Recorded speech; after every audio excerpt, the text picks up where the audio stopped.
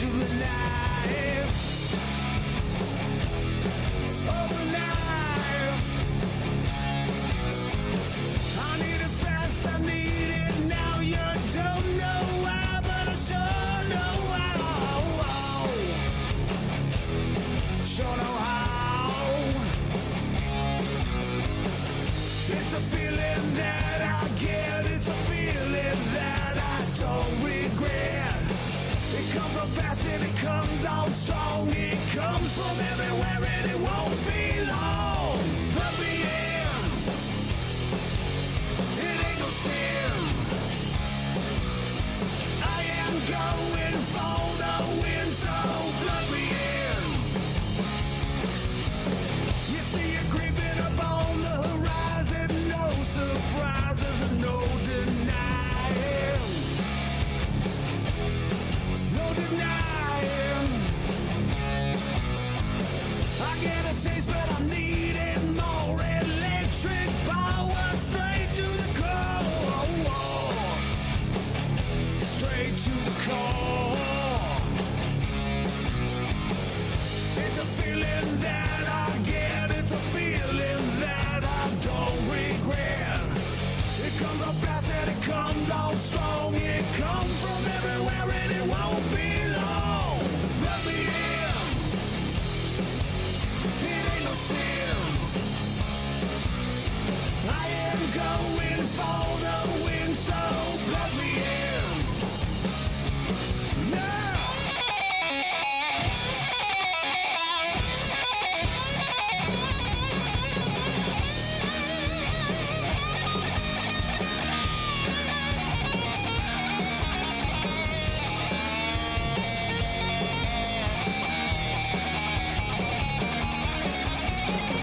Wired up and I'm ready to go.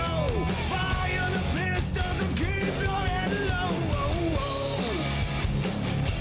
Keep them low. It comes on fast and it comes on strong. It comes from everywhere and it won't be long. So plug me in. Why don't you plug me in? Come on now and plug me in. I need you to plug me in. Yeah, plug me in. It ain't no sin. I am going for the win, so plug me in. Yeah, plug me in. Alright, it ain't no sin. Oh yeah, I am going for the win, so plug me in. Yeah, plug me in.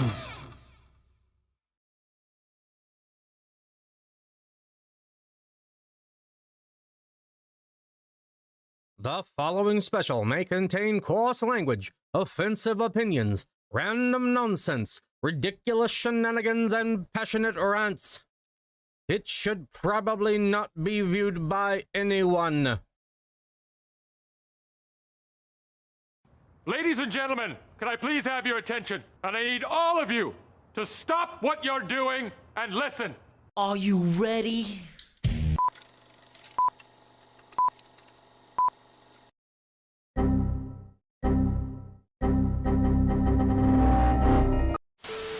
We'll do it live! F it, do it live! I'll write it and we'll do it live! Are you not entertained? Are you not entertained? Is this not why you are here?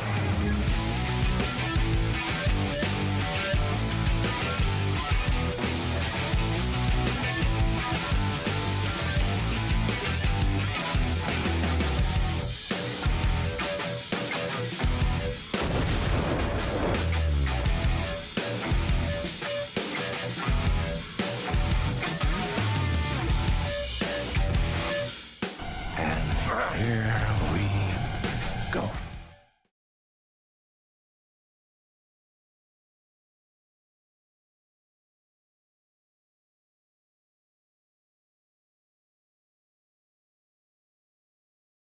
The following special may contain coarse language, offensive opinions, random nonsense, ridiculous shenanigans, and passionate rants. It should probably not be viewed by anyone. Ladies and gentlemen, can I please have your attention? And I need all of you to stop what you're doing and listen. Are you ready? A wizard is never late. Nor is he early. He arrives precisely when he means to. So, welcome back, everybody. It is another episode of Technical Difficulties with Cyber Skull Media.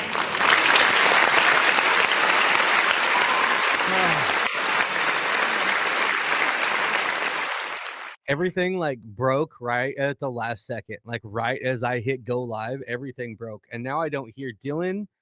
Hello, hello. There we go. I do now. Everything just broke right as I hit go live, and it's acting funny. I feel like might be in slow-mo. I don't know. Everything's going funky today, but we are here.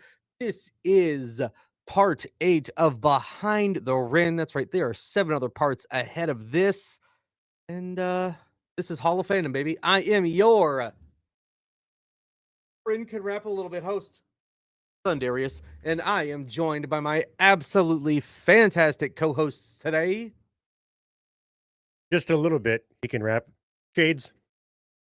And my shirt's in the wash, but I do believe he can rap a little. And I'm Dylan. Dylan, we have two shirts. There's 2 different shirts that we have with this, Dylan. I know, but I'm a over the heart kind of guy. Dylan, you're fucking fired, bud. Ren can grow roses. This is the new shirt that's coming out. Nobody's seen it yet. Tell Dylan's ass that Dylan needs to evict those people in his fucking beard. There's 13 people that went from Aries to Apex beard, moved right into Dylan's beard, and now they're Airbnb-ing the shit out. They can't be doing that. It's either you live in one place or the other. Yeah. Yeah. All right. So first off, happy birthday, Dylan. Your Thank birthday you. was yesterday. You got fucked up in a mosh pit for it and missed the end of the show. It was worth it, man. No, I had a wonderful birthday. I got to hang out with you guys. Got to hang out with my family at a show. I made it through 3 out of 4 bands in like 30 seconds before the end of Tale Untold. I took a stray elbow right in my spine. I've got a degenerative disc issue and it knocked my rib out. I had to bail. Yeah. The bummer. It is. But all right. Well, yes, we went to a crazy show last night with Escaping the Eclipse. Your Last Breath. And who else? The Tale Untold. Oh, you mean these guys right here? Come on, camera. Fix it. That's Do them. The thing. That's the them. thing. The thing, camera. Okay, we're not going to do the thing today. That's okay. That's okay. I didn't want to show off my Tale Untold koozie anyways. Well, welcome in, everybody. The Cyber Skull Mafia, the Renegades, the Council of Steves. I see all of our regulars hanging out in the chat. What's up, guys? It's going to be a good day today. So, as you know, this is not for music reactions, although we know at the end of the chapter, every episode, there's a song. And then we're gonna have a short stream with Dylan today. He's got a hard out at like 3 o'clock, and it's already 1:41. And we got 2 episodes of chapters 5 and 6 to get through. And then if you guys want us to watch anything else after that, if we have time, we'll open up the ability for you to send a super chat and request something. It'll probably have to be something short. And then Shades and I were thinking about sticking around a little bit longer for an after party when Dylan leaves. I don't know what we would do, but we might hang out for a little bit. So we'll just see what happens. We'll see how this goes today. I don't recall any of that, sir. We had a full conversation. No, we did not. I agree with Shades. I never heard anything about that. But yeah, so we're also tempted to, I don't know, we got to see if next Sunday is going to work. We were talking about doing a stream and eating all the UK candy and snacks that people have sent us on a stream and letting you guys know what we think about it. So that's a thought too. But all right, well, I think everybody's having a good day today. Let me We go in here and we will pull up chapter 5 and get her going, shall we? Hell yeah. Change my boop. Some of that candy has to be expired by now. Oh no, it's gotta No. be fine. It's candy, man. Candy lasts forever. The only thing that Only expires is expired milk. when you say it's expired. That's Yeah. right. Yeah.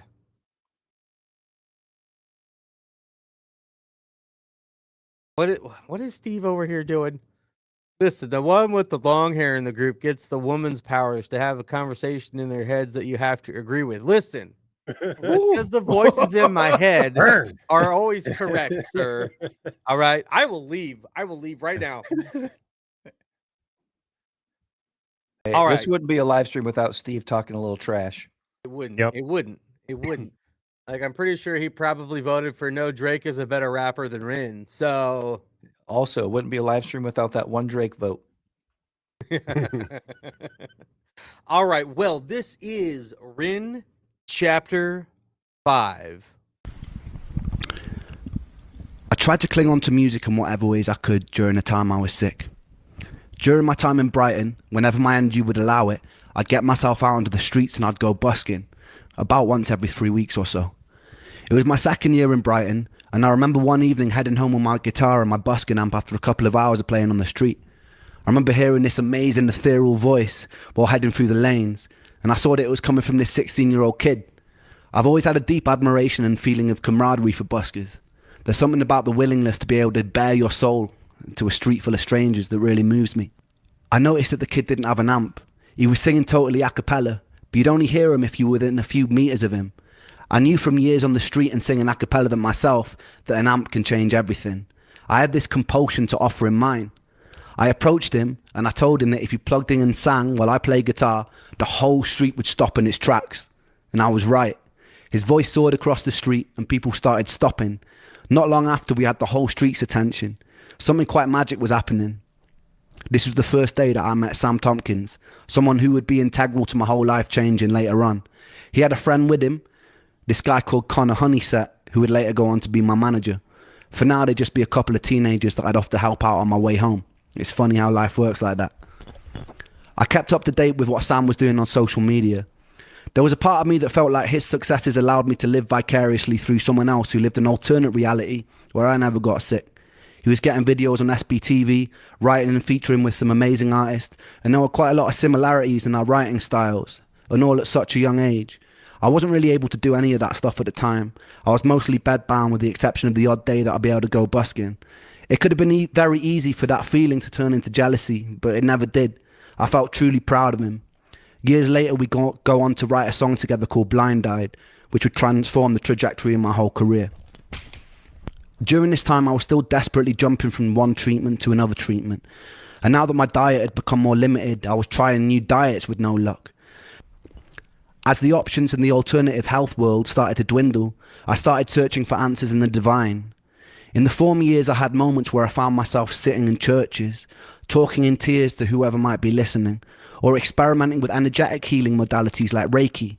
With time, my searching started taking even more unusual turns. I started looking to things like exorcists. Once you exhaust all rational explanations and treatments, the irrational suddenly starts looking more palatable. I had a skeptic's mind, but I had nothing to lose because there were no other good options. Man, that's got to be tough to be in a position where, nothing's working, so you got to try everything. I mean, I had cancer, but like I had a whole treatment plan and things that I was doing, and thankfully they all worked for me. So I didn't have to go down this type of rabbit hole looking for cures.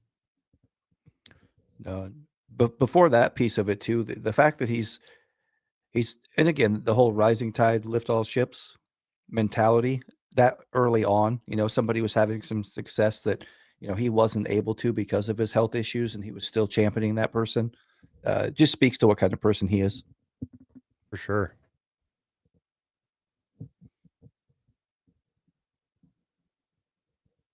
Explanations and treatments, the irrational suddenly starts looking more palatable. I had a skeptic's mind, but I had nothing to lose because there were no other good options.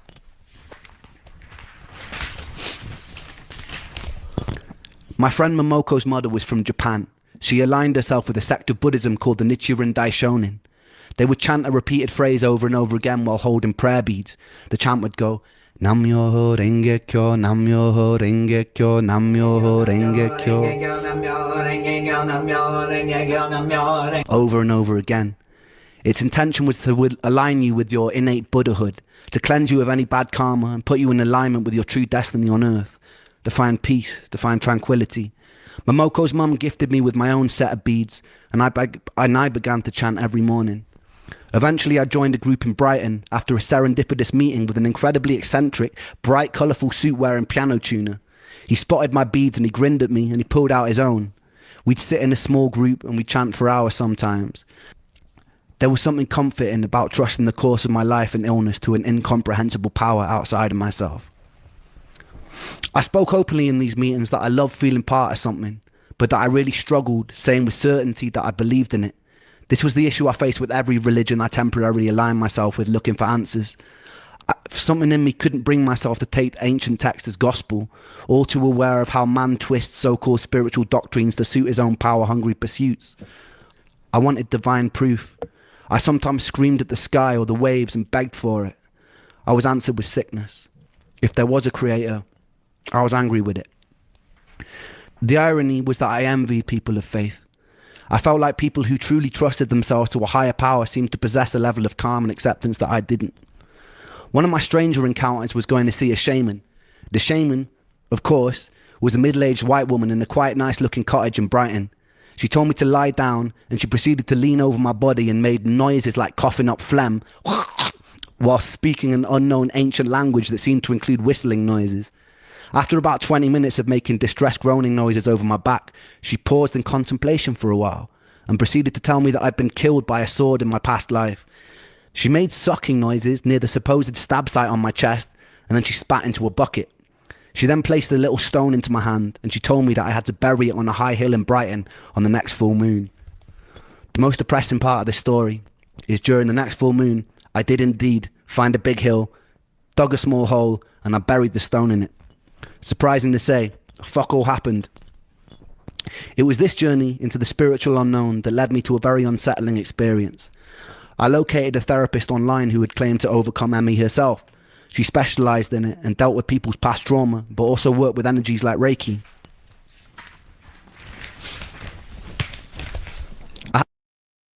Man, going and burying a stone on the top of the hill. Would you guys ever pursue any of those kind of like alternative?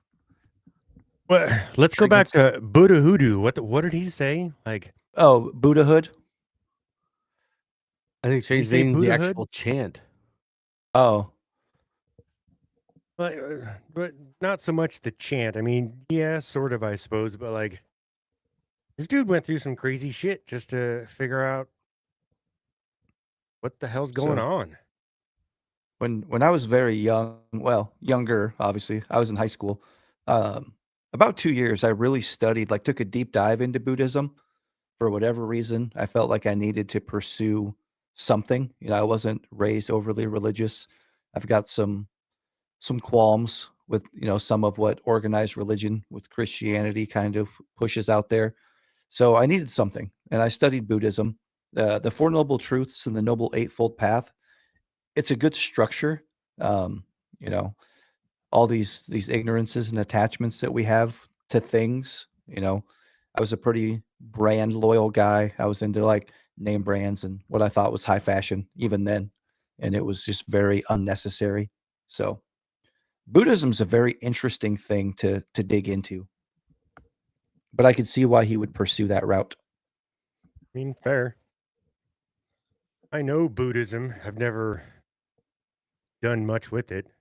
And then I know Ricky, we got a chick here in town that practices that. I might have been a test dummy at one point.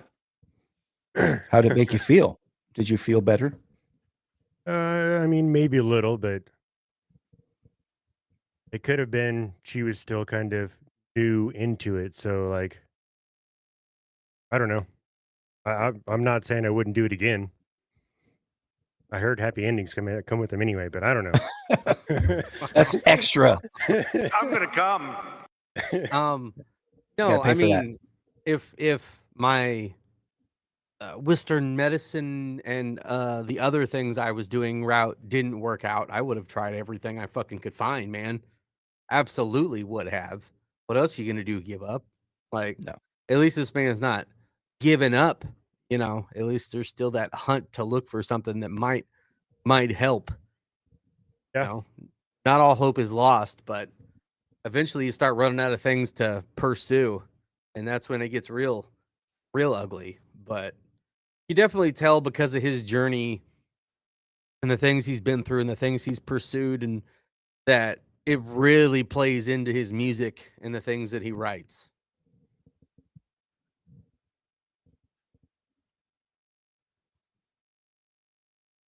I located a therapist online who had claimed to overcome ME herself. She specialized in it and dealt with people's past trauma, but also worked with energies like Reiki.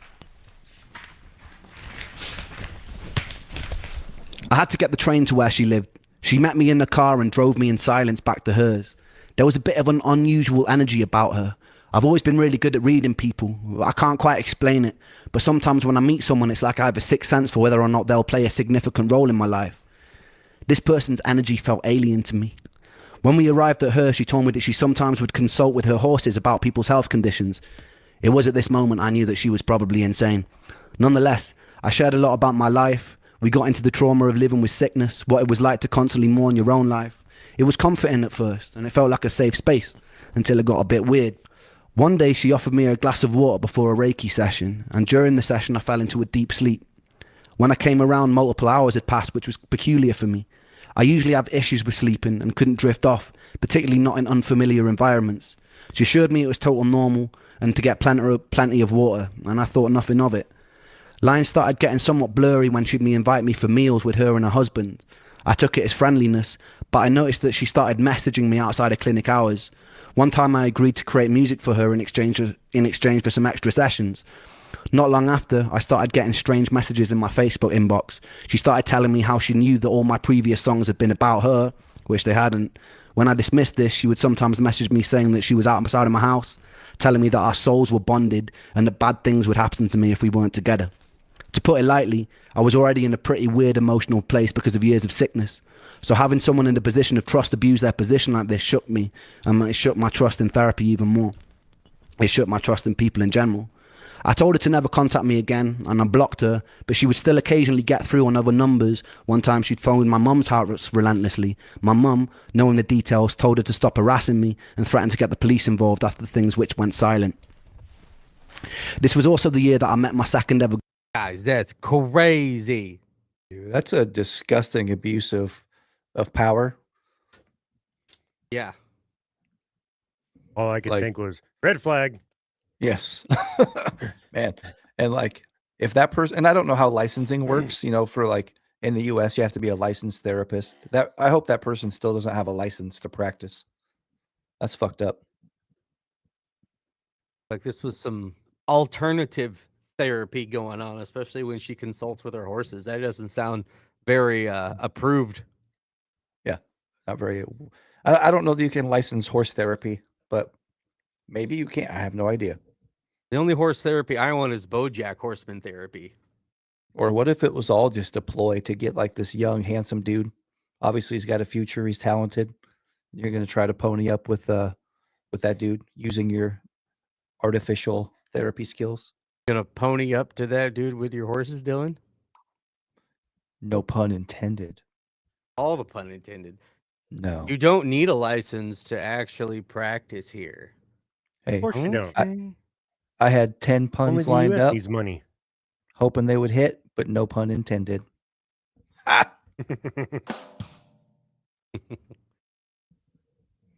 Dolphin therapy. At least you don't risk drowning with horses. Yeah, but dolphins are the grapists of the sea. Okay. Yeah, they got a false bill of goods, man. They also like murder. I think they're the only ocean creatures that like intentionally murder. They love to get high off of puffinfish too. Yeah. Ophelia like, said I would stalk Dundee if he came to me for therapy. well, there you go. Man, this Yeah. whole ocean between all this distance between you and all these potential suitors, just a fucking crime. She is married and has children, sir. Well, there's that too. There's a lot of obstacles for you. Not the horse whisperer trying to pony up. See you, Apples. Thanks for stopping by. Oh, I did have a man. wonderful birthday. Thank you, Apples. All right. Well, we are almost halfway through. But she would still occasionally get through on other numbers. One time she'd phoned my mum's house relentlessly. My mum, knowing the details, told her to stop harassing me and threatened to get the police involved after things which went silent. This was also the year that I met my second ever girlfriend, who I'd later be engaged to for a short amount of time. My little sister had already set the relationship up in her mind. She met this girl in Bristol who she got on with super well, and somehow she wingmanned me and planted the seed in her brain that she'd be perfect for her older brother, me. My sister's friend had moved to Brighton, but I was blissfully unaware of this matchmaking. At this point, I was living in a house share in Rose Hill Terrace in Brighton with some lunatics I'd met at Ben's house, and Momoko had moved down from Cornwall. The house was only meant for 2 people, but Momoko and I had pretended we were married and pretended that we were going to have a baby to be able to get it. As soon as the deed was signed, we moved in with about 5 other friends, one living in the living room, one in the attic, one in the study, one in the conservatory. It's safe to say rent was pretty fucking cheap. One night my friend Luke was throwing a party and she rocked up with a few of her friends. My sister had pretty good taste in girls and I had a crush on her instantly. At some point in the night we both ended up lying on my bedroom floor on a bunch of sofa cushions while about 6 other people were sleeping in various places in my room. One somehow in the upper compartment of my wardrobe. True story. She asked me to tell her a bedtime story and I made up the most unhinged story I could think of. By some sort of miracle she found my madness endearing and we ended up kissing a lot and staring into each other's eyes till we fell asleep. It's strange navigating a relationship when you're sick. I couldn't go out to eat at restaurants because I was allergic to everything. I didn't have the energy to do most normal things that couples do. Some days I'd be so full of brain fog that my personality disappeared, and it was hard to explain that to someone without them thinking that maybe you were just being a bit off with them. I think losing Joe, losing Callum, losing the record deal, losing my last girlfriend, it had all made me wary of getting attached to good things. Quite a lot of my illness made me feel ugly, and it's hard to accept love when you feel ugly. Nonetheless, It is hard to accept love when you feel ugly. And I've never lived in a house with that many people before. That's a full house. Hey, cut it out. Aha. Joey Gladstone. But somebody asked, how many chapters are you watching today? Just 5 and 6. Because All of Dylan them. has to cut out early. We don't have time to do all 4 of them.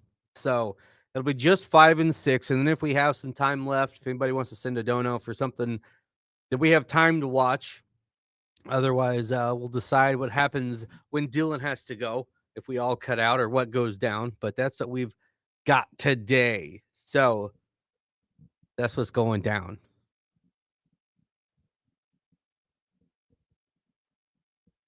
Ren's stories are pretty darn weird. Ain't that the truth? Interesting human being. Yeah, we kind of have planned to finish chapters next month. Next month, Behind the Ren will be 7 and 8, and then we'll be done. So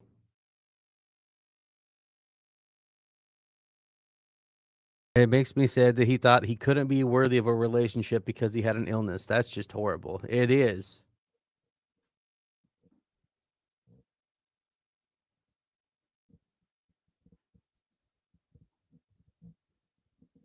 But yeah, man, it's rough. It's rough out here. Dylan can't comment on any of this. Mr. Happily fucking married over there. Get out, Dylan.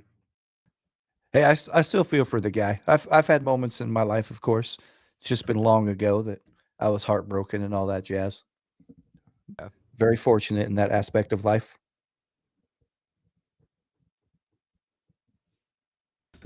some days I'd be so full of brain fog that my personality disappeared, and it was hard to explain that to someone without them thinking that maybe you were just being a bit off with them. I think losing Joe, losing Callum, losing the record deal, losing my last girlfriend, it had all made me wary of getting attached to good things. Quite a lot of my illness made me feel ugly, and it's hard to accept love when you feel ugly. Nonetheless, she did love me, and with time our relationship grew.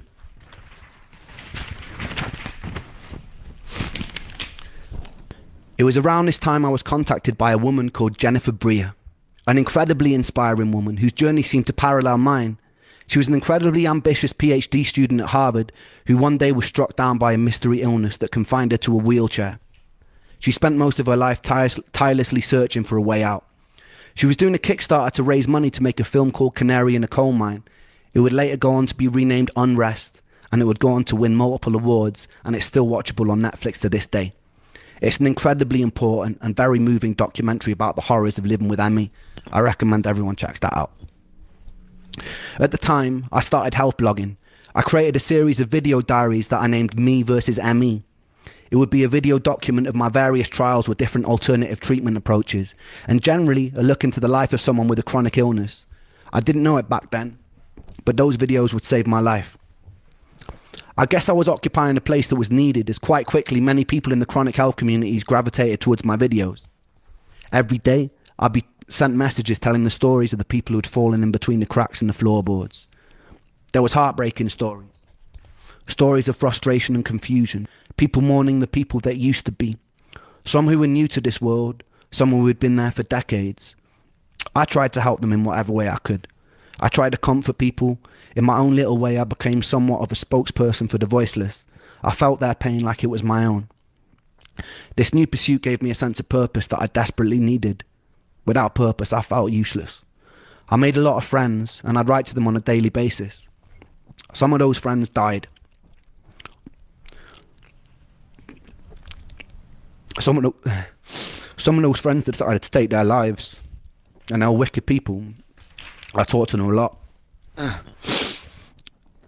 It was this that ultimately made me decide to stop, but that wouldn't be until years later.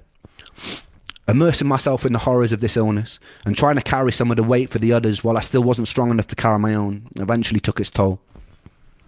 Jen Breer had found my videos and she asked me to make a song for her documentary. I was honoured. I wrote a song called Patience. I'll leave you with a video taken at a time to finish off this chapter. He just say penitence? Patience, Thundy. Patience. So, for those who are aware, where was Super Chat to cover patience, and I thought it said penitence, so we did penitence. I think it's the other way around. I think we were supposed to cover penitence and we covered patience. Well, there's something like that. Shades Yeah. knows the whole story. Yeah. Shades, what's the story? I'm pretty sure it's the way you said it there, Dylan. I was thinking. But we have covered this. So when we watch this, we'll just watch it straight through because we have a reaction to this on the channel. It's on the playlist. You can check it out. Doug said it. Dylan's right. Of course, Dylan's right. Okay. Hey. What? What's the chances you either remember or you can go back to that documentary? A documentary? Yeah. I can do that.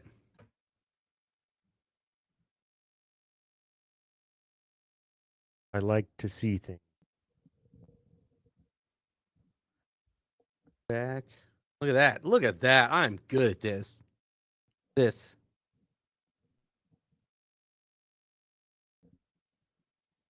We've known about this documentary because people have talked to us about it. We've seen about it. People were talking about it when we covered Patience. I remember. Yeah, I was the one who asked for penitence. Yeah, that was a good while ago. And then I mixed it up with Patience. And you got both. So there you go, everybody. Yeah.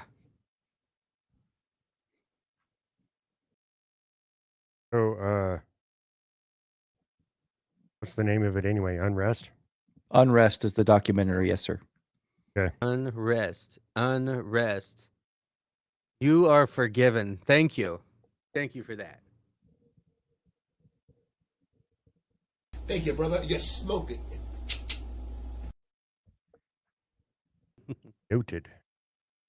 Noted. All right. Well, you guys ready to watch some Patience again? This was one I really, really fucking liked when we watched it. Yeah, I enjoyed Spoiler the alert. early Ren. The baby Ren. The baby Ren. Look, see, I got sick boy emojis in the chat. Look at that. I'm fancy. I'm and I've learnt some lessons that will be so valuable for like. So it's a blessing and a curse being this ill, because it's completely changed me. Like it's turned me from a little cocky teenager into somebody who's quite this, I guess, prepared for things now. Like I feel like once I've gone through this, I'll throw anything at me and it'll be okay. But at the same time, as much as I see it as a blessing, I hate it. I do hate it. I think it was Thomas Edison that was like, I haven't failed, I've just found 1,000 things that don't work, which is kind of nice to look at it that way, like I'm just eliminating things. But it really challenges my mind, and yeah, it's just gotten to the point where I'm spending, I'd say, like 95% of my life in a bedroom, which kind of sucks, because my mind is in such a different place in my body. My mind craves life so much. It's alright, it's okay, I'm feeling brave, gonna face this day. It's okay, it's alright, no tears will kiss my cheeks tonight, and it's all good, and I'm just fine. My words ring out like hollow shells. Just slow down, it takes time, but time moves slow, I know this well. And my heart breaks 1,000 times a day.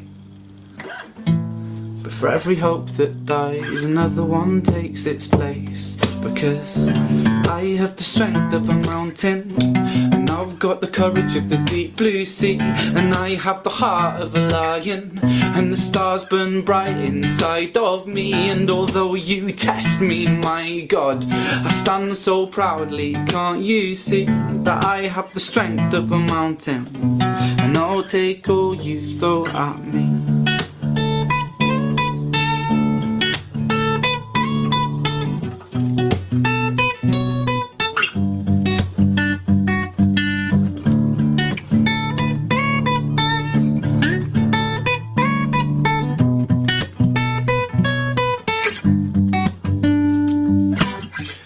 This world is quite scary, I know that, cause I've been here for some time. But all that prepares me for a day when I can truly shine. Cause I've been so broken, and picking up fragments of myself, I'll glue them back together, so I can stand at the edge of this world and yell that my heart breaks 1,000 times a day.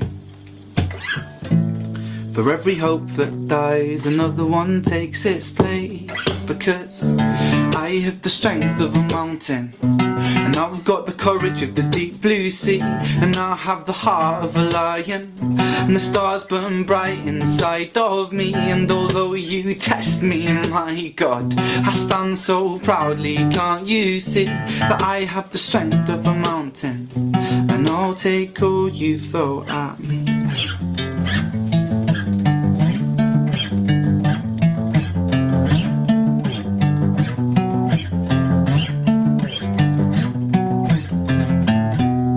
Dust the cobwebs off this sheath, and I'll take the sword of my belief, and in this storm I will not flinch, and I will not move, no, not an inch.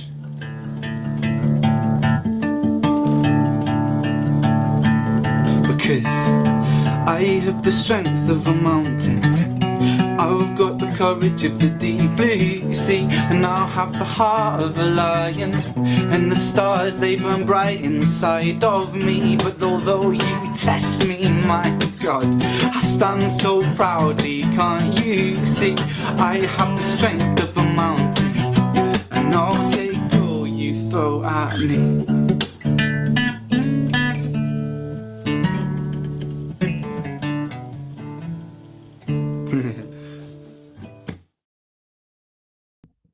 Dylan, we covered the studio version in that one, didn't we? No, I don't think so. Because there is a studio I version. don't remember. Yeah, I thought we just did the unrest version. Pause. Hey, Dundee. What? So I think I figured out that Ren is Morty, and we need to figure out who Rick is so we can fuck him up. I think that's a good idea right there. Like I'll with pickle what we just Rick! watched the other night, like he's fucking Morty, dude. Maybe. Already lived everything. Just man.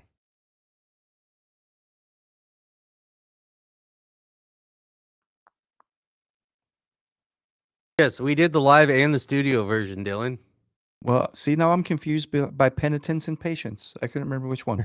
Patience, that was 7 yes. months ago, Dylan. Okay, Yes. that that's fair. Many moons. Rick equals Webby. No, because Webby's a way. good person. No way. Wait, I gotta get back in. Who said that? Who I gotta said get that? back to Sweet this. Pea said that. I gotta get back to this chat. Who did it? Hey, Chris Webby's out here trying to save the lives of fish. This Yeah. dude, like, if you follow him on social media, he's like the sweetest dude. He's distraught. His koi pond is contaminated. He's a hero. All right. Rick Well, would just shoot a portal and get rid of them fuckers to another dimension and let him die. Now, technically, Echo's Pickle Rick, but he's not a villain either. all right. Well, that was Ren chapter 5. And yeah, so we will get into chapter 6 here in a second. But since I forgot to hit this earlier. Happy birthday! Happy birthday, Dylan. Thank you. I have to grab a drink out of the fridge. So, is there something you want to tell them about last night before you got fucked up, or that Shays wants to tell them while I'm getting my drink? I will share. So you guys missed the opener because of No, the we time being incorrect. Dundee's mad. The calendar had the wrong show time. So Escaping the Eclipse, we love those guys. I talked to Kyle, their front man, quite a bit. So I was super stoked to see them open. And he wanted some crowd participation. So the highlight of the night for me was he stood in the middle and we did a circle pit around him while he performed. And it was pretty epic. So that was my favorite show highlight.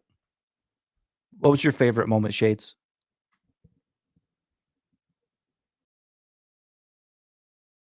I don't know exactly. It's like during the Tale Untold, that was pretty dope to be, like up close. But then I had to worry about the mosh pit behind me, and like not so much a big deal for me. But I had a lady in a wheelchair in front of me, so trying to sort of protect her and watch the show at the same time. It's a little bit of a struggle, but you do what you got to do.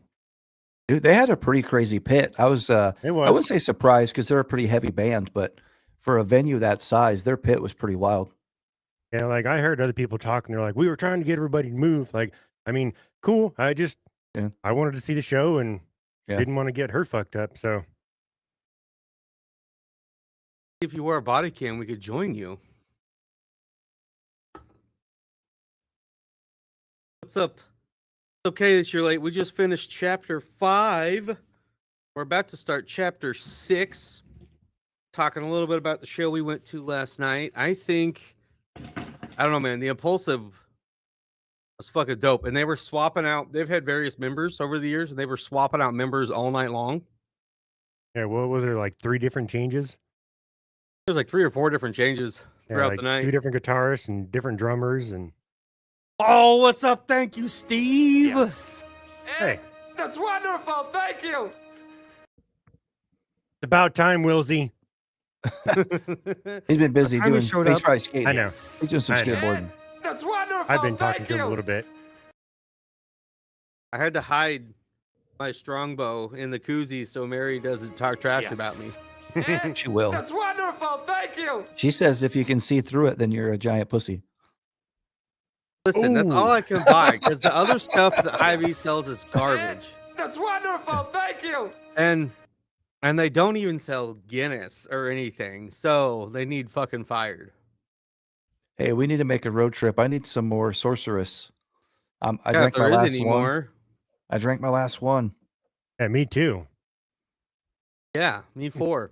Yeah. I ran out of that beer and I was like, Man, what the fuck's going on, bro? This is bullshit. That's how I feel. It's bullshit. There's none in my That was fridge. pretty good though. bullshit. Oh, you mean it was Bullshit. All right, well, we'll hop into this one. Someone just said it's 6 that gets really deep. Oh my goodness. And it's 23 minutes. Oh, One was tough. hold on. Let me go put my rubber boots on. That's wonderful. Thank you. Oh my goodness. Thank you, Ophelia, with the 5 Thank you. memberships. That is 10 gifted memberships today. Y'all are the real MVPs. That's wonderful. Thank you. The Chocolate Thunder. What? Who that? Is that my grandpa? Okay. There can be only one Thunder in this room. That's wonderful. Yeah, but you're not Thank chocolate. you. I'm white chocolate. Hmm. I'm vanilla magic. That's wonderful. Thank you. Well, I guess if we're flavors, I'll be orange cream. Yes. That's wonderful. Thank you. Is that 5? I can't count. Yep. Okay, that's 5. We're done. All right, cool. When people start doing that a lot, we're gonna have to turn that off. Because I'd be watching streams where people get like 50 gifted memberships. We can't wait for that to go off 50 times. It'll happen. But thank you guys so much. Y'all are the reason we could keep this going. Either 6 or 7 when shit gets really deep. I hope it's 7. But I'm hoping we can get through. Man, we got to get going. I wanted to do more tonight. Dylan has to do birthday things for some reason because it was his birthday. People came into town to see me. I'm like, you have to wait. I literally just allow gifted memberships on my account. Well, good. Well, congrats for getting one this quickly then. Hell yeah. YouTube, a lot of time you have to allow gifted memberships on channels instead of it just being on by default. That's dumb. It's Undy. Infrared's over there making hot chocolate. That's my jam.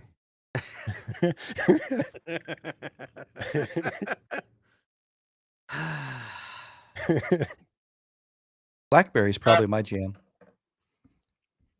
Blackberry brandy, $3 wine. Or is it $2 wine? I don't know, but that's a really good song by T-Bird and the Breaks, I think. T-Bird. Anyways, let's get into this because it's going to be a long one.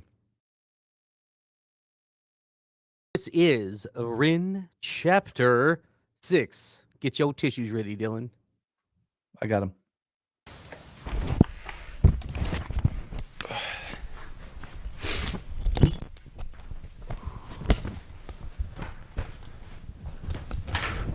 I'm going to try and hold it together throughout this one. Oh, we're off to a heavy start.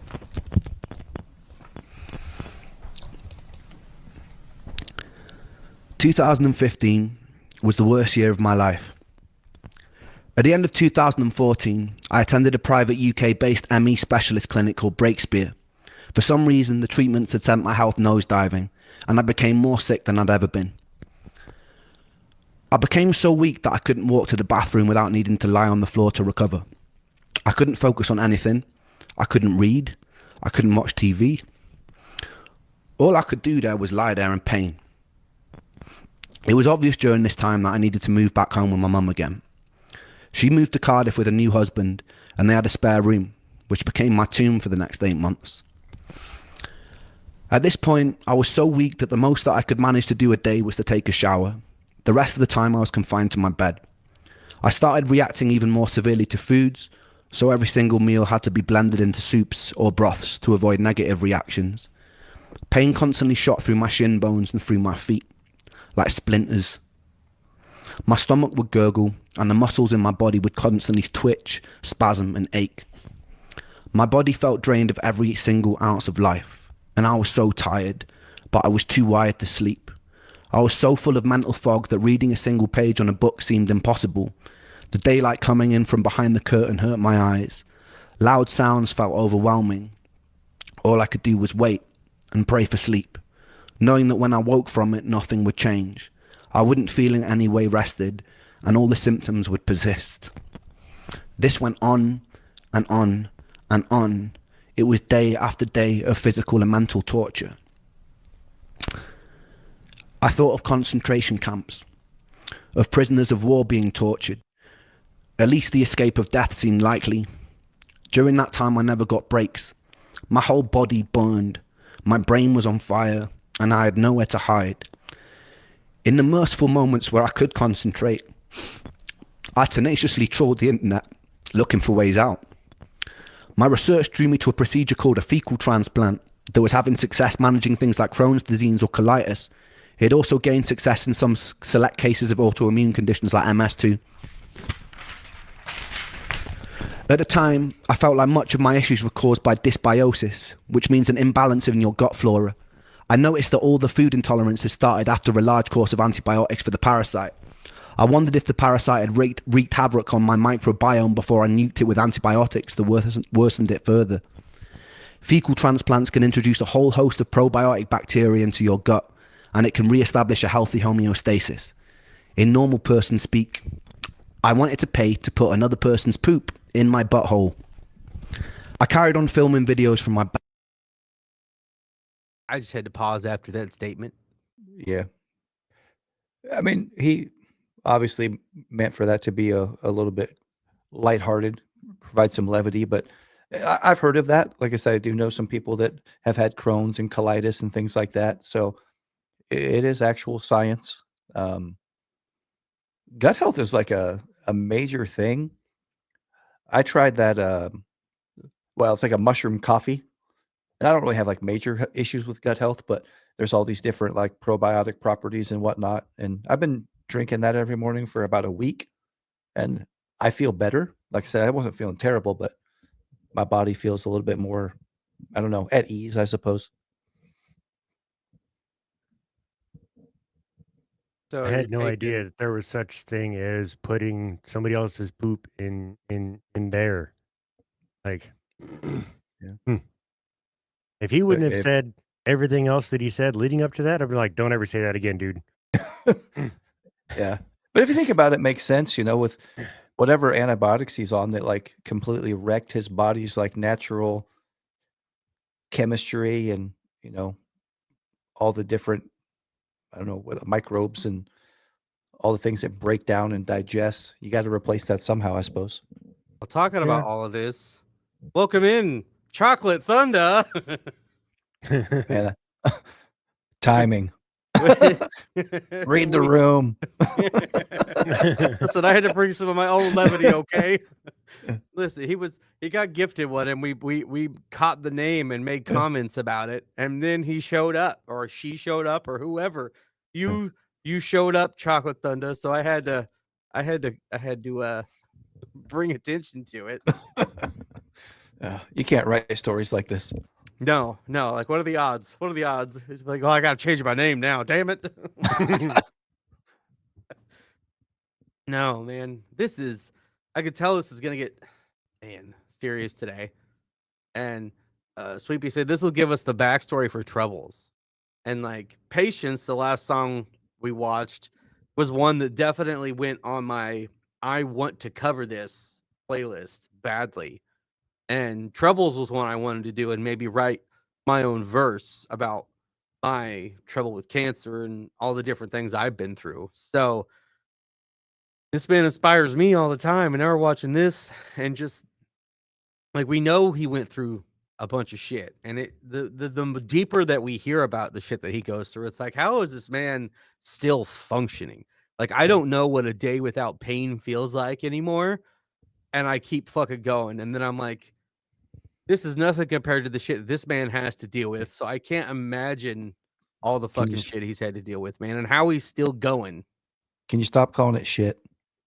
Dylan! He called the poop shit.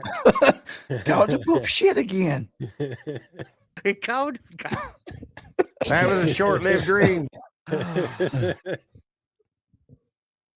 But I mean, I've had gut health issues too, and gut health is serious, man. It's very important. This is our little soapbox PSA. Yeah, don't don't let that shit go undetected or unattended. It's very Come on. Come on. No, This if is you a have been serious putting, if you've been putting off going to the doctor for something that you don't want to have to, if it's not, this isn't Schrodinger's tumor or Schrodinger's gut health. Okay, if something's going on, not going and getting it checked out is not going to make it go away. It's just going to make it more difficult. So if you've been putting off going to get checked for anything, this is your sign. Go do it right now. Go do it. Schedule it. Tomorrow And is I will Monday. s- Schedule an appointment somewhere. And I will say, like, as men, I'm guilty of this. I never go, I put it off. I try to tough it out. And that's why I think in men, these things get further along than they should. You know, you hear a lot of times, when people go to check something out, they waited too long. Don't be like that. That's true. I'm that kind of guy too. Like, I could lose my leg and be like, it's just a flesh wound. It'll grow back. I'll be fine. Yeah. I've just been limping around. I'm tired of hopping. Ooh. All right. Let's get back into this. Now that the chat is got all the poop jokes going on. It's levity. It's important. Remember, someone at the end of the last stream was like, "Now the next video, we're going to talk about putting some poop in his butthole." He did. He did say that. To pay to put another person's poop in my butthole. I carried on filming videos from my bed, blogging my experience. I was pretty convinced that during this time I wouldn't be alive much longer, and part of me wanted there to be some kind of document of what I'd been through in hopes that it might help someone later down the line. And if this illness does kill me, then I want this video. I want somebody who can take notice of this video and do something with it. I had a fundraiser open to save money for the fecal transplant, which was very slowly creeping up. I needed to save $6,000 in total. I remember my girlfriend wanting to come and visit, but telling her that I didn't want her to. There are a few reasons for this. One, I was pretty sure I was going to die soon. The day before Joe died, I'd been sat with him at a pub, catching up, playing pool, cracking jokes. I'd often wondered if I'd have been hit less hard by his death if I'd been away at university when it happened. For my girlfriend's sake, I wanted her to have distance from me. I also felt ugly. I felt unlovable. I was unable to communicate, and I didn't want her to see me like that. I watched my mum look thinner and more frail every day that she had to watch her son deteriorate, and I felt immense guilt. My mum would often walk in and find me either crying on the bathroom or kitchen floor, having no energy to get back into bed. She'd often sit with me and massage my feet, which always hurt, and she'd hum melodies to me like she would do when I was a little boy. During this whole time, I hadn't picked up my guitar. I barely had any sunlight touch my skin, and I lost a lot of weight. I was about 130 pounds at my lowest, about 8 or 9 stone, which for someone who is 6'1" is very skinny. My average weight is usually about 168 pounds, 12 stone. Every day the same thing. I'd wake up in pain, eat a meal of blended vegetables and chicken, lie with my eyes closed for hours while the world seemed to spin erratically, and I'd often cry as the bones of my legs felt like they wanted to grow out and burst out of my skin. Despite this, what I didn't know is things were about to get a lot worse. Come June, I've been in bed for about 6 months straight. I've regained some energy to leave the house every now and then to go shopping for groceries with my mum, and I've finally reached my target for the fecal transplant, and my mum drove me to the clinic to get the procedure. Everything seemed to go as smoothly as it could for such a bizarre experience. I received a colonic irrigation, which was like a car wash for your colon. Actually feels pretty good. They then proceeded to put someone else's excrement in my behind. They would repeat this process for 5 consecutive days. When I got home, I realised I felt a little odd, almost manic, and I was hopeful that this meant my energy was coming back. But it wasn't a nice feeling. As the days progressed, I started to feel an innate sense that something was very wrong. It seemed my immune system was going into some sort of overdrive. My brain was buzzing, and the more time that passed, the more uncomfortable I felt. Man, that's got to be one hell of an experience. So a lot of questions about how that whole process like works. Because they obviously implant it, but then you would have to expel the excrement, I would assume. You would think. I mean, Eventually. Because I mean, like as a process, you know, it goes through your large intestine and small intestine and into your colon. Does it just go into the colon and settle? I don't know. I don't want to research that topic, but All right, we're pulling up a documentary after this, Dylan. Well, You can't go anywhere. I gotta leave at 3, so you guys can watch whatever you want. And what's up, Vicverse Reactions? What's up? See you showing up. How's it going? And he's not even his worst yet. Oh my goodness. The point is for the gut bacteria, right? Yeah, You don't I need get that the on your gist of it. algorithm. Yeah, just as far as like the whole process of expelling that waste, you know, how far in reverse do you go? Does it just go into the colon to absorb the biotics, or No. I'm not Googling that. Thank you. I'm though. not. Just go in incognito mode. Okay. Maybe. they Open it in still a check private that shit. Listen, go to Brave and open it in a private tab with Tor, and you're good. No, I said I take it's obviously, you know, we try to provide a little bit of levity, but this is a pretty serious ordeal that he's gone through. But like many of the things he has to deal with, but it always provides more questions. And I mean, it is interesting stuff, regardless from a scientific standpoint. So, and you know, the whole deal of And you'll- it breaking him, seeing what his mom had to go through while dealing with this. Like, I can somewhat relate with when I was going through my cancer shit and how my mom was acting, and she's a very dramatic individual to begin with. So, you know, she was very much getting torn up over it, and it's tough out here, man. It's tough out here when shit like this goes on, and you got to see someone that you birthed go through this tough ass shit that they shouldn't have to go through, I would imagine.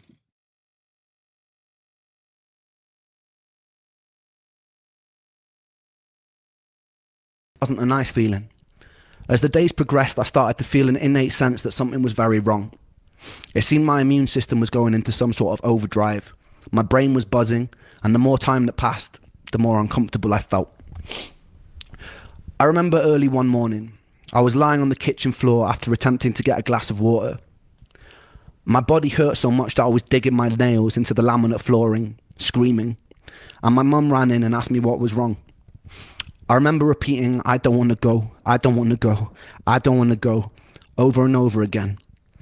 I felt myself falling down a deep tunnel in my mind, almost as though my entire soul was tumbling down into an abyss. When I finally crashed to the bottom, I was hit with this immense feeling of stillness and peace. I stopped crying. I sat up, and my mother looked at me, puzzled. I have not felt to this day that sort of serenity that I felt in that moment. I looked around the room, and everything seemed to have gained a clarity and quality. But what was most peculiar was the feeling of stillness. There seemed to be some sort of respite from the mental torture and fog in my brain. I still to this day have no explanation for what happened. I looked at my mum. I smiled at her calmly, and I told her that everything was okay now. Her partner Michael came in, and I remember them both looking at me, perplexed. I started speaking fluidly for the first time in months, but it wasn't quite me. I was cracking jokes, being witty. My mum would laugh nervously. I remember feeling as though I was coming up off an ecstasy pill. I felt this underlying feeling of euphoria. I caught myself occasionally erratically snapping my fingers or making whistling noises in between sentences, or staring at some empty part of the room as though there was somebody there, then snapping back to the space and talking to my mum. This feeling of intense euphoria lasted about 48 hours. During this time, I'd adopted some newer strange behaviours. Everything in my room that wasn't parallel bothered me, so I had to make sure it was aligned and facing the same direction. The whistle and the finger click became a new tick, and it started rising in frequency the more time that elapsed. I also noticed that I get stuck on words or sentences when talking to my mum. For example, if I was saying a sentence like, "I'm not sure how I'm feeling today," I would sometimes get stuck on the whole sentence or just a word from it and repeat it about 30 or 40 times before I could move on to the next. So I'm not sure how I'm feeling today, feeling today, today, over and over. I can't really explain why, but it's like saying it carved out a safe space for me. After about 2 days, that feeling of peace and euphoria was swapped out for a feeling of immense dread and doom. I felt fear fill my body, unlike any fear that I've ever felt. I'd often wake up in the early hours of the morning screaming at the top of my lungs, a torturous scream that would fill the whole house, a scream like my legs were being sawn off. I felt pure terror. My mum would run in and try and calm me down. Sometimes I'd be thrashing, hitting the mattress, pounding the walls. It usually ended up in me exhausting myself and her stroking my head in her lap as I sobbed and repeated the same words over and over again. Everything in these moments terrified me. The compulsion to make everything parallel became a necessity. Whenever I was in the kitchen or car and the dials were facing the wrong way, it taunted me. My mum started taking me to a weekly talk therapist in hopes it would stop me from killing myself. I did catch myself researching the most painless ways to do it. I often daydreamed about death, and it made me feel at peace. At this point, intense paranoid delusions started creeping in. I wondered if what was happening to me was demonic. I don't remember how I got there, but I remember one time speaking on the landline to someone who claimed to be an expert in dark magic. He told me that being around my mum was bad for me. He told me that she was bad. He told me that I needed to do a ritual with black wax candles in order to free myself. I remember ordering black candles from eBay. Well, before we start going down that road, Jesus, man. Like the most intense stomach pain I've ever felt was actually after I had some pure capsaicin in my system, some capsaicin isolate, and I felt like I was being stabbed by 1,000 knives and that my insides were being blended and shredded up. It was bad. I was awful. It was awful pain. Capsaicin cramps are terrible. So, you know, that's as far as I've been, but not like Pete when he said when I was 10, my digestion stopped working and food rotted in my stomach. Doctors caught it about 1 hour before my stomach exploded. That's rough, man.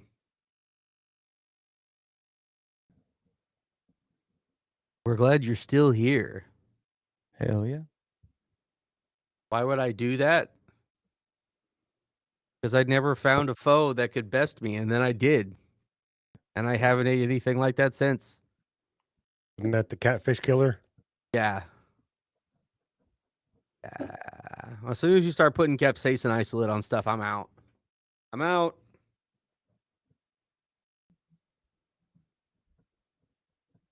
Whew. But as far as black wax candles and some dark magic dude telling you to get away from your mother, the only one who's constantly taking care of you and watching out for you, that's some fucked up grift ass shit right there. Yeah. Lost a bet. No, this was voluntary.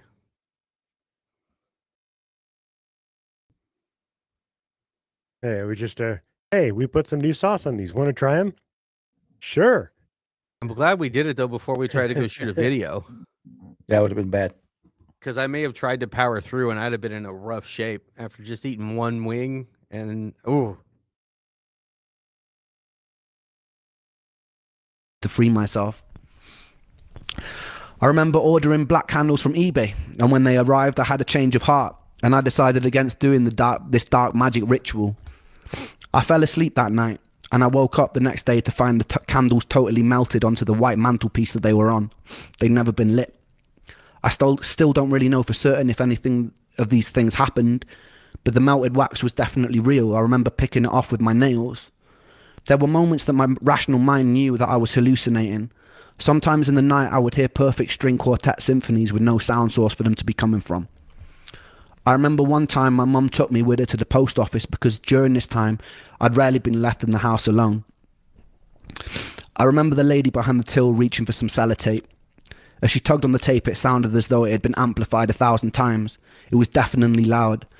I ran out of the store crying and shaking, and I sat in the passenger seat of my mum's car, rocking back and forth, where she found me uncontrollably sobbing, repeating the words, I can't, I can't, I can't, I can't, I can't, over and over again. My paranoia grew. I boomeranged between thinking I may have been latched onto by some demonic entity, and I became suspicious of even my own family, to thinking I might be part of some sort of twisted experiment, where a group of observers were seeing how far they could push me before I snapped and shattered. My irrational mind concluded that if I start behaving in unexpected ways, I might confuse the people conducting this experiment, and they'd shut it down.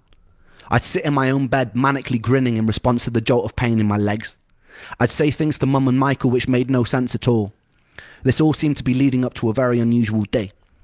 I can't quite recall the details of how it happened because it was quite tricky to tell what was reality and what was not. But from what I remember, I was in the car with my mum, parked outside a supermarket, and I'd put my laptop on the roof of the car while I'd helped her with groceries. I'd forgotten it was there and she drove off. It wasn't until about an hour later I noticed and I started panicking. My laptop had on it hundreds of songs from my time in Brighton. It was all I had really to show for my life. I was already in such an emotionally fragile space that losing that felt like some sick, torturous joke. We drove back and searched every place it could be with no luck.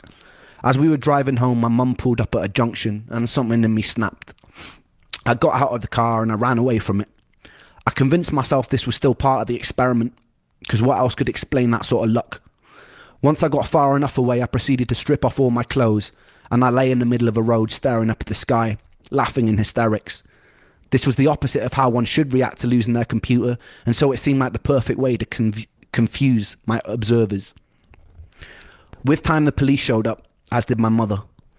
By some miracle, she convinced them not to take me in or section me, and by a further miracle, they also relayed to my mum that a dented laptop had been handed in an hour earlier. I took this as meaning my experiment had worked. I eventually snuck off as my mum was talking to them.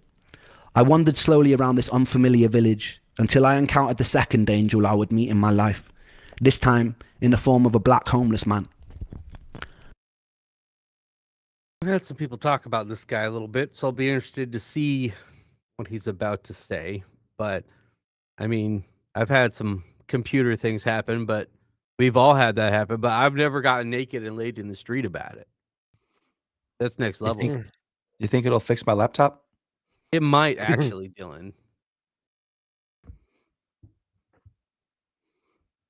And Steve's talking about how he got stabbed in the stomach. That just makes sense for Steve.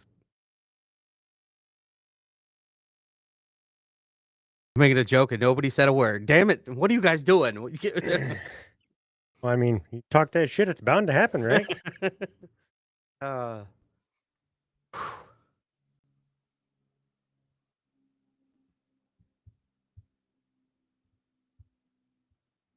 To my mum that a dented laptop had been handed in an hour earlier. I took this as meaning my experiment had worked. I eventually snuck off as my mum was talking to them. I wandered slowly around this unfamiliar village until I encountered the second angel I would meet in my life, this time in the form of a black homeless man. I'm not sure how he got there, but as I was walking, I turned to my side and a man dressed in tattered grey clothes was walking beside me. He asked me what was wrong, and I explained the best I could the events of the day. I explained that I'd been sick a very long time, that I was tired, so tired, and that I just wanted to be better. The homeless man paused. He put his hand on my shoulders and he stared into my eyes. His eyes had a light grey tint. They were almost white, and something about his presence made me feel incredibly safe, incredibly still. He smiled, a kind smile, and he said to me, "Everything's going to be okay, Ren." And then he vanished. I hadn't told him my name. I never hallucinated anything after that day. I have no real explanation for that day. I chalk it down to a psychotic episode or stress-induced hallucination, but the events which follow put a lot of questions in my mind. What he said to me was very simple, but also very needed. I realise a lot of people might hear these stories and just presume I'm a bit mad, a bit weird, like I do when people tell me their ghost stories. All I can do is tell you my experience and let you derive your own conclusions from it. Anyway, I got home and I started to obsessively research ways to escape this new seemingly psychotic space I was in. It's a strange thing to describe, but it was like me, Ren, was in the passenger seat of my mind while some other entity was steering the ship. I was watching myself do things like scream at night or repeat words over and over, and I think to myself, damn, that's pretty crazy. But I wouldn't be able to do anything about it. Every now and then I had moments of lucidity where I was more in control. I was doing things like stimming, I had night terrors, vocal tics, I'd stutter and I'd stammer. And for me, a lot of that lined up with some sort of transitory or stress-induced autism. I'd known a family with an autistic teenager and some of the behaviour seemed to line up, which led me to a new pathway of online research. I came across this support group for a subset of children with autism called PANDAS, P-A-N-D-A-S. It was believed that these kids had the neurological infection of the Streptococcus bacteria that was causing these autistic-like behaviours. I was presenting with some similar behaviours. These kids would do long courses of antibiotics and their symptoms would diminish or disappear, and they'd be seemingly normal children again. I speculated that the fecal transplant introduced a whole host of new bacteria into my gut, but that I didn't have the immune regulation to be able to control it, and it had sent my entire system into some sort of inflammation overdrive. I researched the most effective antibiotic for Streptococcus, one being penicillin, and I convinced my mum to take me to the doctor, where I faked a stomach bug. I lied to him, and I said I'd had similar things in the past, and the penicillin cleared it right up. He reluctantly prescribed me a 2-week course of antibiotics because I was so persistent. I got home and I started the course. Initially, I felt fucking awful, somehow even more tired than usual, and then towards the end of the course, I noticed a definite shift in my energy and comfort. By the end of the course, my psychotic behaviours had disappeared and my energy felt a lot better. I stayed indefinitely on various herbal antibiotic supplements like oregano oil at this time, having learned that this was also active against certain pathogenic bacteria. Keep in mind also, I'm just going off script right now, keep in mind if I'd have followed the advice of most of the doctors that I'd seen at the time who were talking to me about my psychotic behaviours, I would have probably been put into a mental facility and medicated with medication that I didn't need and would have probably gotten a lot worse. So it was very lucky that I took no one tells you that antibiotics can treat psychosis, and these antibiotics did actually treat my psychosis. And I was no stranger to the placebo effect. I'd taken everything, it wasn't placebo. It didn't matter. After about a week, I'd finished the course and some of my more familiar symptoms like fatigue and pain started creeping back again. But that didn't matter, because what this whole experience had taught me was that the origin of my sickness was in fact bacterial and it was pathogenic. The biggest thing it taught me was I could actually do something about it. I was no stranger to the placebo effect after years of trialing different drugs and supplements. This wasn't placebo. I took to the internet again and found a world-renowned specialist over in Brussels who was also leading a lot of the cutting-edge research for ME. I got on the phone and made an appointment. He was booked up for the next 9 months, but that gave me enough time to save money. The antibiotics and new herbs I was taking had also given me a new lease of life, and the hope for a cure made me more determined than ever. I started having enough energy to go on walks, which was huge for me at the time. My dad would drive over to my mum's and we'd go out in the car, and I'd take photos of wildlife on beaches. I was picking up my guitar again after months in bed. I eventually invited my girlfriend over and made the decision to move back to Brighton as soon as I was strong enough to.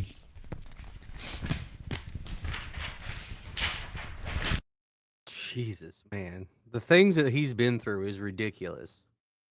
So one of the things that I was shocked to hear in this was, I mean, this isn't that long ago in like the grand scheme of things that there were like assumptive diagnoses of like something causing autism. That was interesting to hear that there was something was labeled as like an induced type of autism.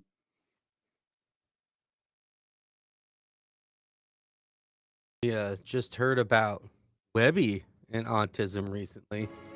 Yes. Ed, that's wonderful. Thank you. I always forget that I can send a freebie. That's true. If you're a member, you get one free member message a month. So anytime we do a live stream or a premiere, you can send a free member message.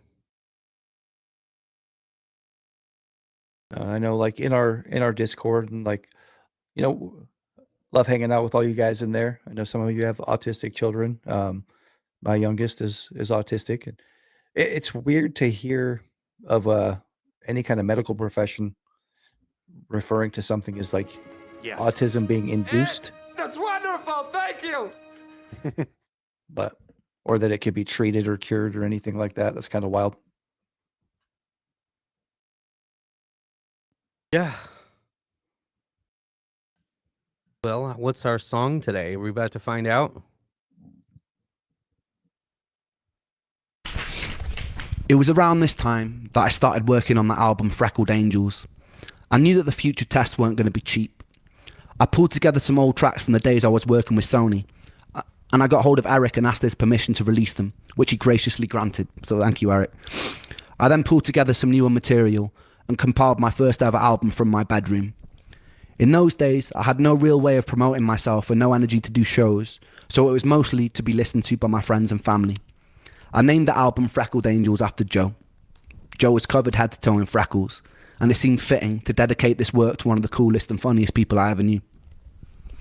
Any ounce of energy I did have from my limited reserves, I'd pour into recording that album. It's by no means a work of art, and it's a bit thematically disjointed, but some songs like Crutch or Pocket Full of Pain went a long way to photographing that time. I'm going to leave you with a recording of Pocket Full of Pain. Back in those days. Enjoy.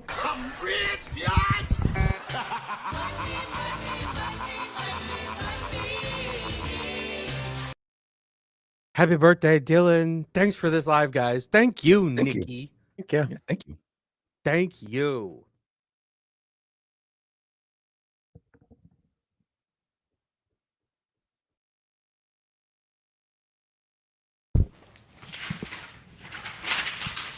Cool.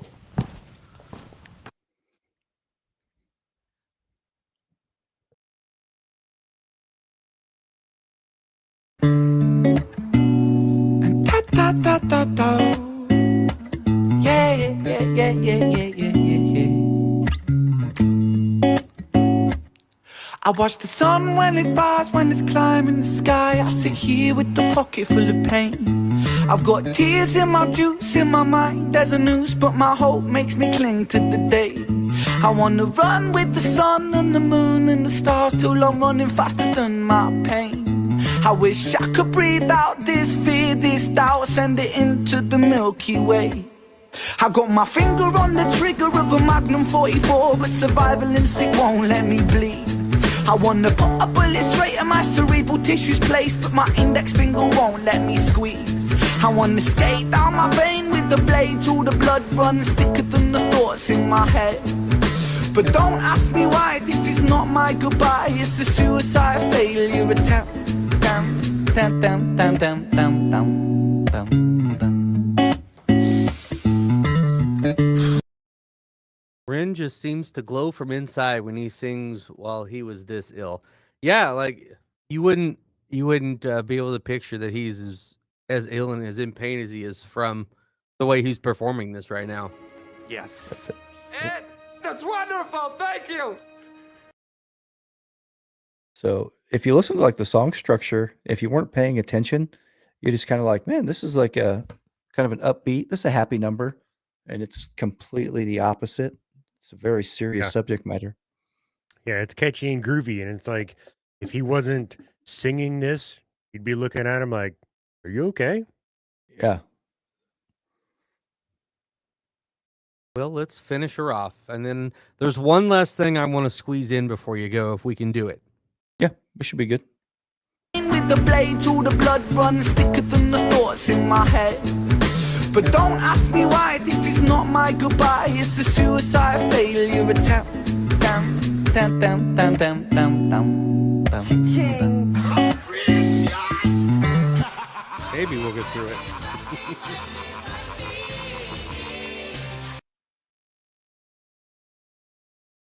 So, okay, first, these chapters quite literally gave me back my ability to simply try, medically speaking. Much love, guys. Well, thank you, Chicky, for the 9 months and the 21 second club. And Pete, we do not have time. This is not a place for Skinner Brothers stuff during Behind the Ren, but we could keep that in mind for a future Skinner Bros. We've got one already lined up that we're going to be covering, but we'll definitely get to it at some point, and we'll cover it for you and make a video. How's that sound? Old Tifa's? Gold teeth? Yeah, something about Tiefers. Tiefer Sutherland. But thank you for the 10. We'll just make an actual fail or fire of that one of these times and make a full episode for you. How about that? Perfect. Goodbye, it's a suicide failure attempt. Down, down, down, down, down, down, down, down, down.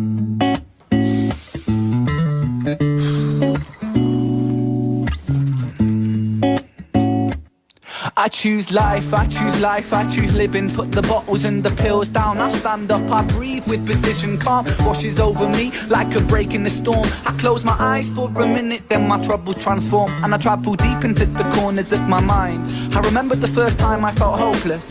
I think I was 5, cause at the hands of this bully, the lessons that I learned is that this world is not so beautiful. Sometimes it can be burnt by the fires of evil that are living inside the common people just like you and like I. We'll all strive to survive, and we all climb to the top over our brothers and sisters, whether we mean to or not. And we get lost in the tide of insecurities and power-seeking fooleries, but happiness don't live inside no jewelleries. In an age of distraction, we would rather tap on our iPhones than stop a war from happening. It's heartbreaking, Satan's patiently waiting for us to mess up big time, so hell on earth will be blatant. So forgive me for wanting to blow my brains out, but I've got a change of heart. It's time for change now, rearrange now, fist in the sky. I say proud, say loud, revolution word on my brain now. It's with the people, yeah, power's with the people. If the people strive for unity, the world it could be equal. You could be the start of the beginning, a dawn of no stress, no troubles, no sinning, just living. So overthrow evil and greed, put aside your distractions, welcome change with me, welcome change with me, welcome change with me, welcome change, welcome change, welcome change with me, welcome change with me, now welcome change with me, now welcome change, welcome change, welcome change with me. Yeah, yeah, yeah, yeah. And da-da-da-do.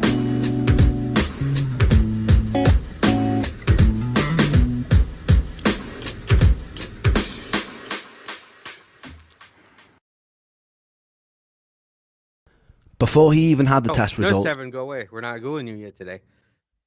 Man, I would like to do that again sometime and with the actual lyrics, because there's some good stuff he said in there I'd like to break down.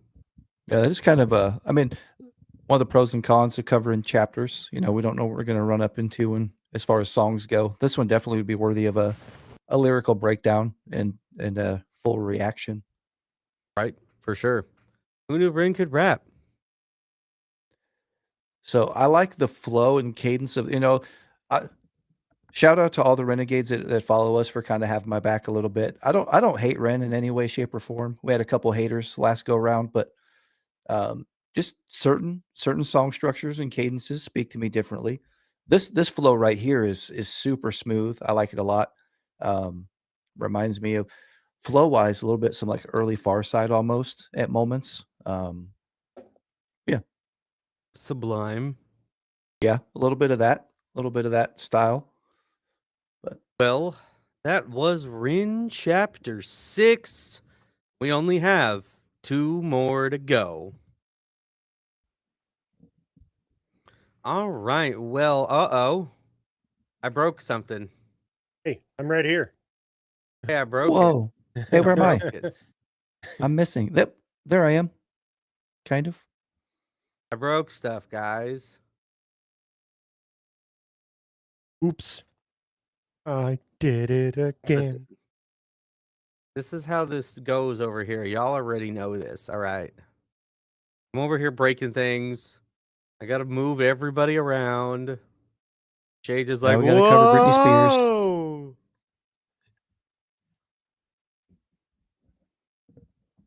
He's not I know. that innocent. That wasn't Britney Spears. That was Britney, bitch. I think I did it again. Leave I Britney fucked up the alone. stream. Oh man, well, thank you guys for being here. We're not gonna bounce out right now. I got one short thing I want to show everybody. Can we do that? Have you been on the salts chasing squirrels, Thundy? I have no salts currently. Plenty Currently, I squirrels, have though. none. But Plenty of squirrels. plenty of squirrels. So there's one last thing I'd like to at least do with Dylan before he leaves. Whether we stay here or whether we go as well. But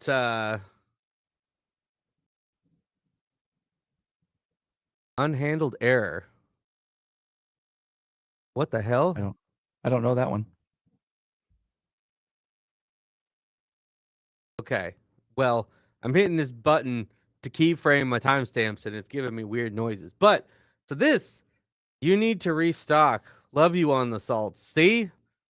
They have spoken, Dylan. And now that's gone, and I can't Hey, pull that's people like up on screen. What the hell happened? That's like telling somebody in recovery, you were a lot more fun on cocaine. And now I broke that, and I can't pull up super chat comments. You don't have to fake a disconnect in the show. I don't know why this broke.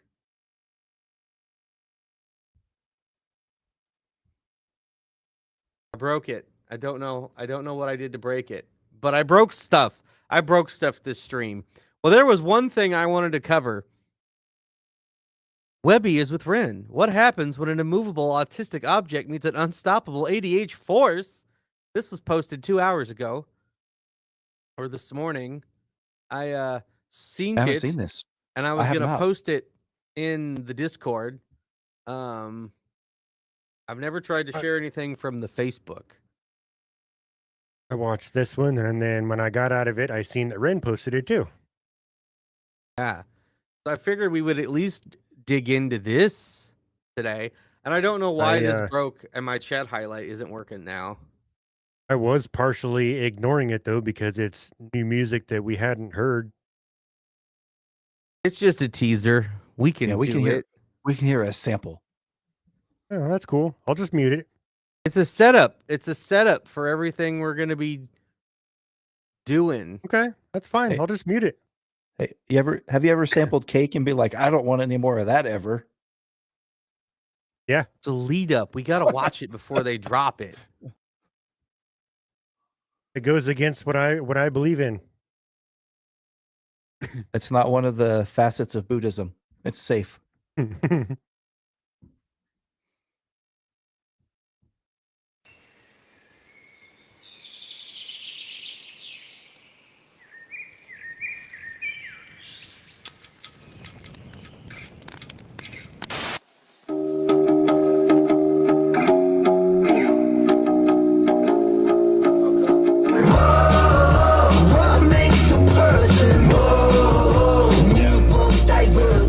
Yeah, this shit's sick. 35%. It's gonna be a little drizzle, and then And then it'll fuck off.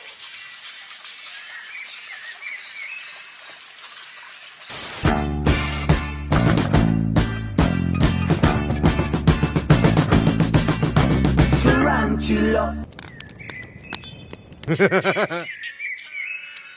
I just want blood on the fucking blade that I stuck in you bitches, and get a workout shovel in the grave I dug for you bitches. Bro,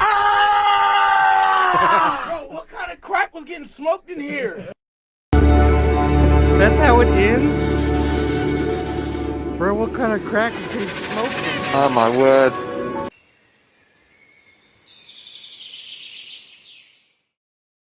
Oh, man. Well, we didn't even get nothing out of that. Other than just like excitement that it's coming, man. And next month, we get to meet the webmaster himself again and talk to him a little bit with our boy Otis Julius. I don't know why I broke stuff. I'm very upset that I broke stuff.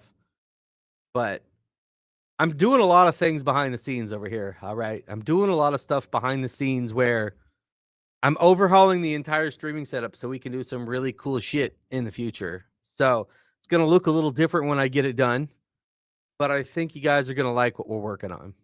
So Dylan need to go. Are we sticking around a little bit? What are we doing, boys? Yep, I guess to roll. Gotta drive over to see my fam, have a little birthday celebration. Do it for the fam. Goddamn. Hell yeah. Well, happy birthday, Dylan. Dylan. Thank you. Dylan. Where'd it go? There it is. Happy birthday! Happy birthday! Oh, thank you, and thank everybody in the chat today for wishing me happy birthday in Discord, on the videos. Everybody, I appreciate it. Bye, Dylan. Later. Hi, sir. I'll have to check the ribs, just like Dylan. Because he broke his last night. Well, are we sticking around for a little bit? We going to talk to people, or are we going to bounce out too? It's whatever. What do people want to talk about? I'm going to be leaving here soon, but I can stick around for a minute. Oh, yeah, you're leaving too. You got stuff to do too. Oh, I just got to go take the kid her school notebook back. Fired. Tell her she's fired. I'm fired because I'm the one that didn't put it back in her backpack. Shades is fired. At least I looked at it. I just didn't put it back. What the hell? Why does this not let me do the chapter thing? I don't know what's wrong. I think my hotkey. Timestamp. I think my hotkey does other things that I was not aware of in Electron. So there's conflicting things going on, and it broke something. But I had a two-person one. That's why I messed it up, because I was working on that so that we could talk. And that was Shades Cam. Oh. Man. There, see, then I can do this. When I get done overhauling everything, we don't have to worry about this stuff doing this anymore. What is going on? Guys, I swear that we're professionals, okay? Are hotkeys overheated? Maybe. I just wanted to cut Shades off and make him look Canadian. Hey, guy. Oh, man. Hey, are you ready to watch some Sopranos tonight, or are we going to watch football? I mean, probably Sopranos. I don't really care for whoever's playing. See, look, I made a Maybe. two-person. We could watch something, too, if people want to send something. I don't know what we would even watch, though, that we don't have Dylan here for. Like, where's Dylan at? I don't know. I don't know where he went. He's gone. How soon is now? Yeah, I wish I could. Oh, hey, look, it was working again. Kind of. Somewhat. I don't know why it's. Look, I make it work. I fix it. You have an episode of Wednesday to watch? I'm way behind on the new season. Good. Okay. Yeah. Last Wednesday's better, though. All right, we're going to go react to a bunch of Ren stuff right now that Dylan's never seen. We're going to go do Castles Made of Sand and Wicked Ways back to back.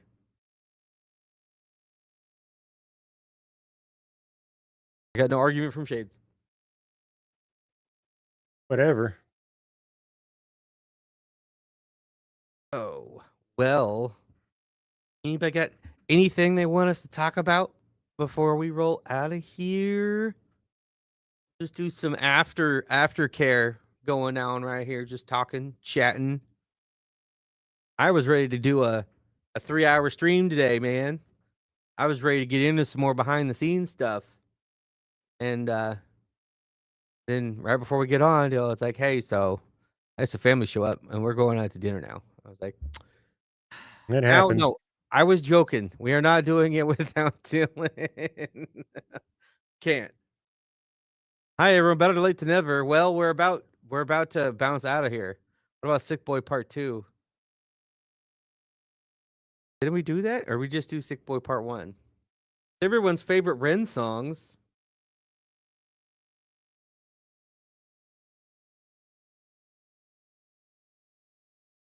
Power. We'll do what?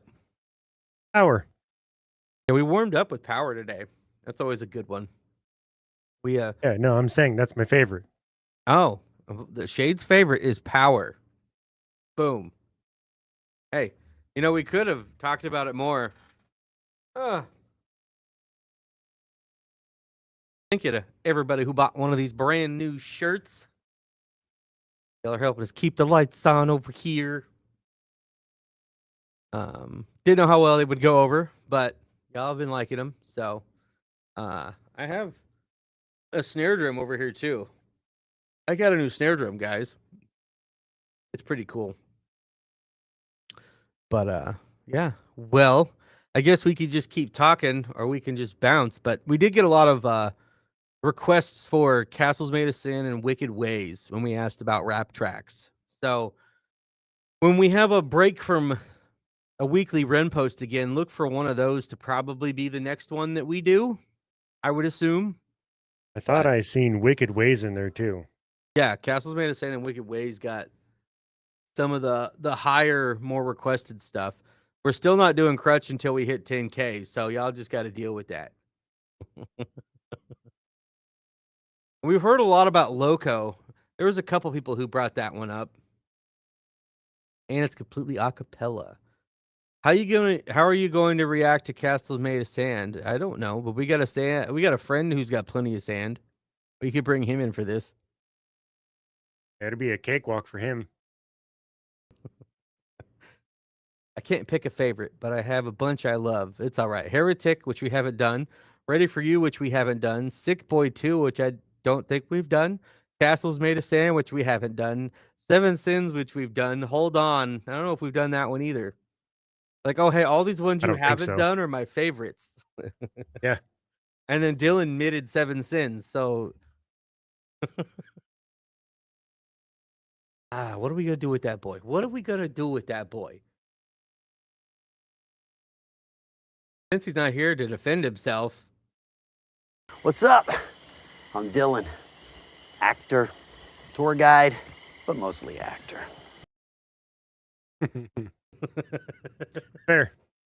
Fair. Talking too much. Shut up, Dylan.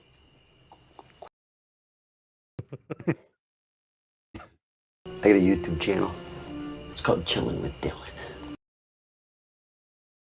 Dylan's going to get fired, and he's going to go start chilling with Dylan. Oh, what's up, Cosmic? You just came in at the end of the show.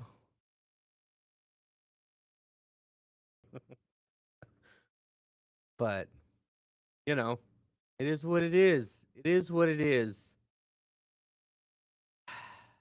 Well, ladies and gentlemen, I guess we won't draw this out any longer. We'll go ahead and get out of here unless there's something y'all want to talk about today before we bounce. This is your chance to ask us questions that we don't need Dylan here for. I don't know. We'll see if next Sunday will work to do the UK stream. UK snack stream. We'll see. We'll see what's going on. Yeah, we had to cut it short today, Cosmic. Dylan's birthday. He had some family show up unannounced and had to cut it short.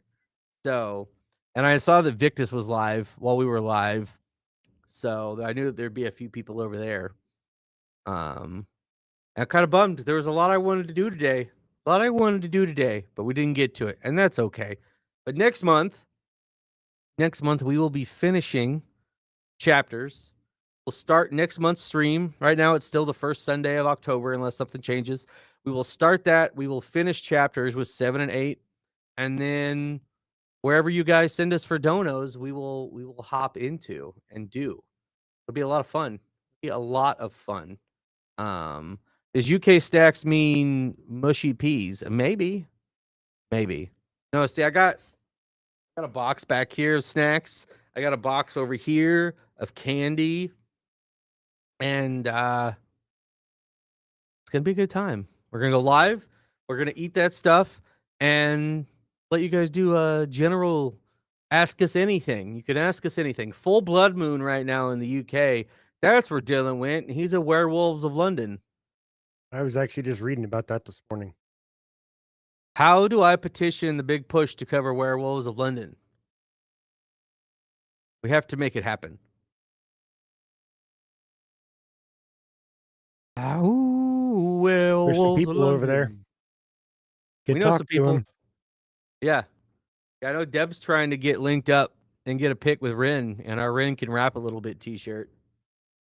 So, Deb, if it happens, be like, how do we get you to cover some Warren Zevon, Werewolves of London? That's the perfect song to busk and drop in October. I'm just saying. Just saying. DM each member constantly. Didn't Ren do that? If Ren did Werewolves of London and I haven't seen it, y'all are fired for not letting me know this. Okay. Although it is almost time for Children of the Moon season again, so. All right, Shades. Well, do we have anything else we want to talk about today before we roll out of here? No, I don't think so. All right, guys. Well, I guess that's it then. That's it. Thank you for joining us. Don't think you've done that one. No, we did Children of the Moon last October. Yep. Last October. Yeah, our Ren playlist is... I'm going to have to add this to our Ren playlist now. But we'll have 65 videos on our Ren playlists. And you subtract 8 from that, and you've got how many Ren or Big Push songs we've covered. Or no, 64. This is on that playlist right now. So 64. This is a crazy Ren playlist over here. And if anybody in the chat has seen every single video reaction we've done to Ren, let us know. Let us know. But full moon making people extra freely. I don't know. I can't read. All right. Well, we'll get out of here. We're going to bounce. I'm going to hang out in Discord maybe for a little bit, maybe in the voice chat. We'll see what happens. I'll throw the Discord in here if anybody's interested. It's always in the description, along with our P.O. box, our merch store where you can buy our stuff, and everywhere else you can find us. So I'll throw that in here too. If anybody wants to go grab a Ren, can wrap a little bit shirt, we got a basic, cheaper version. We got a premium, a little bit nicer shirt version, and a women's fit. We got a couple different versions of the design. So, ooh, Children of the Moon. Yeah, that's a good one. A good one. But well, TTFN, ta-ta for now. Shades, leave us with some wisdom. If you pee in your shoes, you'll float. All right, well, I guess we'll get you guys next week or this week. It's Sunday. We'll see you guys maybe with a video on Tuesday. We'll see. Bye-bye. Bye.